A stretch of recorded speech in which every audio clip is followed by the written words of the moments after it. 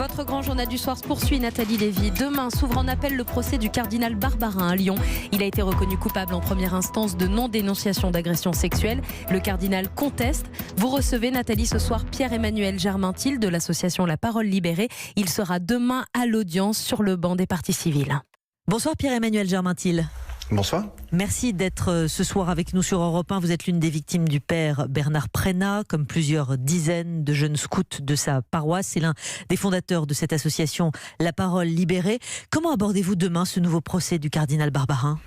Écoutez, avec calme, sérénité par rapport à tout ce qui a pu déjà se dire au mois de janvier, et puis avec un petit peu de curiosité, puisque je n'ai jamais été en cours d'appel, donc je ne sais pas du tout comment ça se déroule, donc il y a un petit peu de curiosité de voir comment les choses vont se dérouler.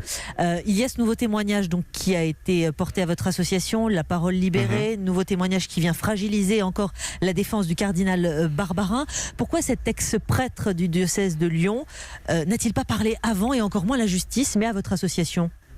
Écoutez, il semblerait de ce que j'ai compris de son intervention et de son interview du jour notamment, c'est qu'il avait peur en fait de le dire en fait. Il était dans une grande peur, donc il a décidé de franchir le pas et écoutez, tant mieux pour lui. Je pense que la parole doit être libre sur tous les sujets, donc tant mieux qu'il l'ait fait. Et c'est ce à quoi vous travaillez évidemment avec votre association. Le primat des Gaules, le cardinal Barbarin, il semble très combatif.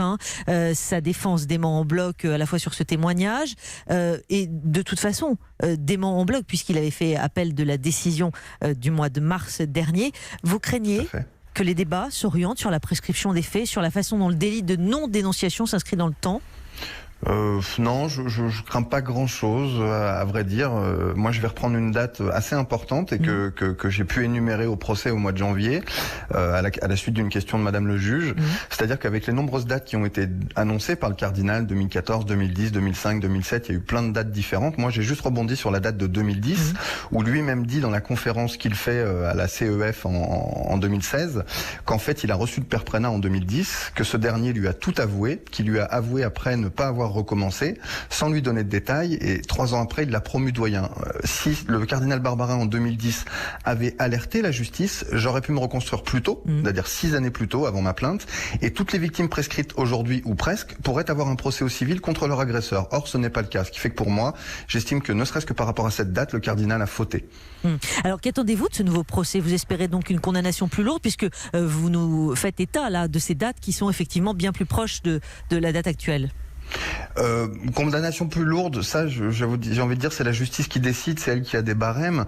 Moi ce qui m'importe c'est que la condamnation soit confirmée, c'est surtout ça, ce qui m'importe moi et toutes les autres victimes bien sûr. La condamnation en première instance c'était 6 mois de prison, c'était 6 mois de prison avec sursis.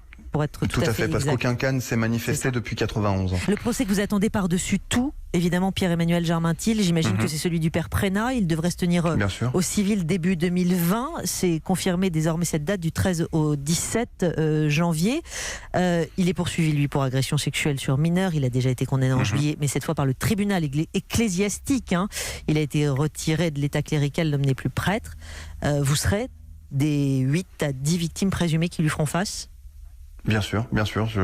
Quand j'ai été porté plainte, il a été arrêté le jour même. Donc, bien évidemment, je serai présent à ce procès qui est le procès de ma vie, tout simplement. Ça fait 30 ans que j'attends ça et je serais heureux de pouvoir tourner une page, enfin. Vous ne redoutez pas ce moment ?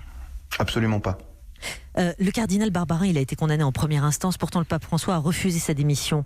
Quand l'Église dit vouloir lutter contre les actes pédophiles en son sein, ce ne sont que des mots pour vous ?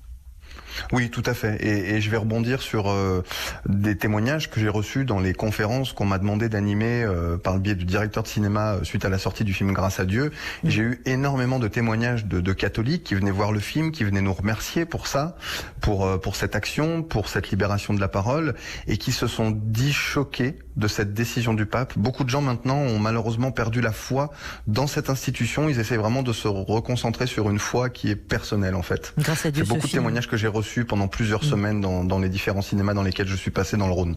Grâce à Dieu, ce film de François Ozon. Est-ce que vous, alors, malgré tout, vous arrivez à garder la foi après ces épreuves ? Absolument pas. J'ai la foi en l'univers, j'ai la foi en l'humain, j'ai la foi dans les animaux, la nature, ce qui nous entoure.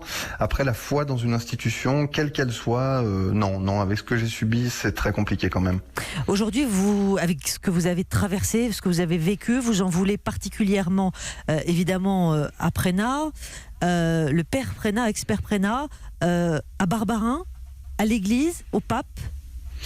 Je crois que c'est un peu de tout, si vous voulez. Le père Prénat, Bernard Prénat, puisque maintenant il est plus prêtre, ça a été l'agresseur. Ensuite, vous avez la hiérarchie qui a tué, qui a promu même l'ancien prêtre, et vous avez un pape qui, soi-disant, prône la tolérance zéro, et puis qui, au final, n'avance pas et ne fait que des opérations de com. Donc, effectivement, c'est compliqué quand même au niveau de, si vous voulez, au niveau de toutes ces personnes-là, il y a un lien qui se fait, et de fait, on a une colère vis-à-vis de l'ensemble, en fait.